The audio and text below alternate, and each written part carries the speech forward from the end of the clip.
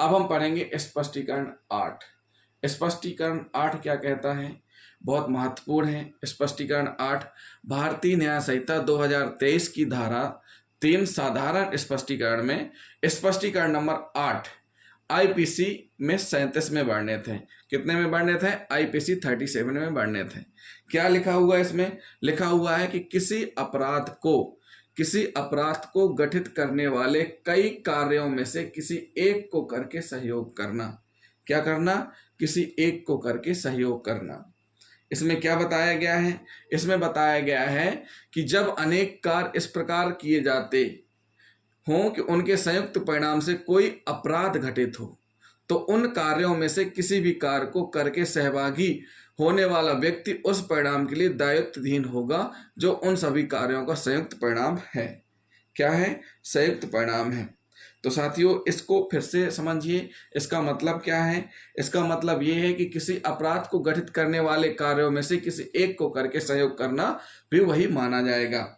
तो साथियों, इसको हम इस प्रकार लेंगे। इस प्रकार इस धारा के अंतर्गत यदि सहयोग सक्रिय नहीं है और निष्क्रिय है तो यह धारा प्रभावी होगी। जहां पर संयुक्त रूप से दो व्यक्ति किसी व्यक्ति पर इस प्रकार आक्रमण करते हैं कि उसका सिर फूट जाता है। एक व्यक्ति किसी भारी लाठी से प्रहार करता है, दूसरा व्यक्ति पत्थर से, तो दोनों ही इस धारा के अंतर्गत जिम्मेदार होंगे। क्या होंगे? दोनों ही इस धारा के अंतर्गत जिम्मेदार होंगे। इस धारा द्वारा अपेक्षित सहयोग के लिए मात्र सहयोग का किया जाना ही पर्याप्त है। इसके लिए किसी भी तरह की सक्रिय भागीदारी आवश्यक नहीं है। क्या नहीं है? इसके लिए सक्रिय भागीदारी आवश्यक नहीं है। कुछ उदाहरण हम देखेंगे। उदाहरण कैसे? का और खा मिलकर अलग अलग समय में या को क्या कर रहे हैं? विष देते रहे हैं। उनका आशय क्या है? दोनों का हत्या का आशय है। इसके लिए दोनों की सहमति है कि थोड़ा थोड़ा विष दो, शक भी ना हो, मर भी जाए। इस प्रकार विष से या की मृत्यु हो जाती है।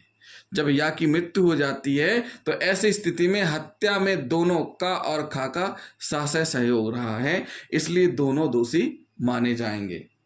समझ में आया साथियों? एक और उदाहरण ले लीजिए। का और खा संयुक्त जेलर हैं और अपनी उस हैसियत में एक कैदी या का बारी बारी से एक समय में 6 घंटे के लिए संरक्षण भार रखते हैं। या को दिए जाने के प्रयोजन से जो भोजन का और खा को दिया जाता है वह भोजन इस आशय से कि या की मृत्यु कारित कर दी जाए।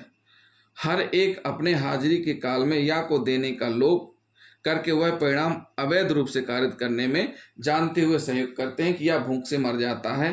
का और खा दोनों या की हत्या के दोषी हैं। साथियों, इसको समझिए। 2 जेलर हैं, का और खा। इनकी 6-6 घंटे की ड्यूटी है। या को भोजन दिया जाता है, लेकिन भोजन जो या को दिया जाता है वो का और खा ले लेते हैं। इस कारण या को भोजन नहीं मिल पाता और भूख से उसकी मृत्यु हो जाती है। जब भूख से उनकी मृत्यु हो जाती है तो का और खा दोनों या की हत्या के दोषी माने जाएंगे। क्या माने जाएंगे? दोषी माने जाएंगे। उसके बाद साथियों, एक और उदाहरण हम आपको देते हैं। एक जेलर का एक कैदी या का संरक्षण भार रखता है। का या की मृत्यु कारित करने के आशय से या को भोजन देने का अवैध रूप से लोभ करता है, जिसके परिणाम स्वरूप या की शक्ति बहुत क्षीण हो जाती है, किंतु यह क्षुधा पीड़न उसकी मृत्यु कारित करने के लिए पर्याप्त नहीं होती। तो का अपने पद से च्युत कर दिया जाता है और खा उसका उत्तरवर्ती होता है। का से दुस्संधि या सहयोग किए बिना खा यह जानते हुए कि ऐसा करने से संभव है कि वह या की मृत्यु कारित कर दे, या को भोजन देने का अवैध रूप से लोभ करेगा, या भूख से मर जाता है। खा हत्या का दोषी है, किंतु का ने खा से सहयोग नहीं किया, इसलिए का हत्या करने के प्रयत्न का ही दोषी है। अब यहाँ पर देखिए, पहले क्या हो रहा है? एक जेलर का है, उसने कोशिश की या को मारने की, उसको भोजन नहीं देता था। इस बीच होता क्या है? उसकी शिकायत हुई और उसको अलग कर दिया गया।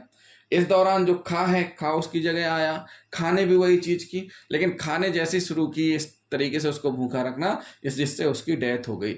जब उसकी मृत्यु हो जाती है तो खा को हत्या का दोषी माना जाता है और का को क्या माना जाता है? कि उसने हत्या करने का प्रयत्न किया, तो हत्या करने के प्रयत्न का दोषी माना जाता है। तो साथियों, ये धारा हुई 37 आईपीसी की स्पष्टीकरण नंबर 8 भारतीय न्याय संहिता 2023 की धारा 3 साधारण स्पष्टीकरण 8।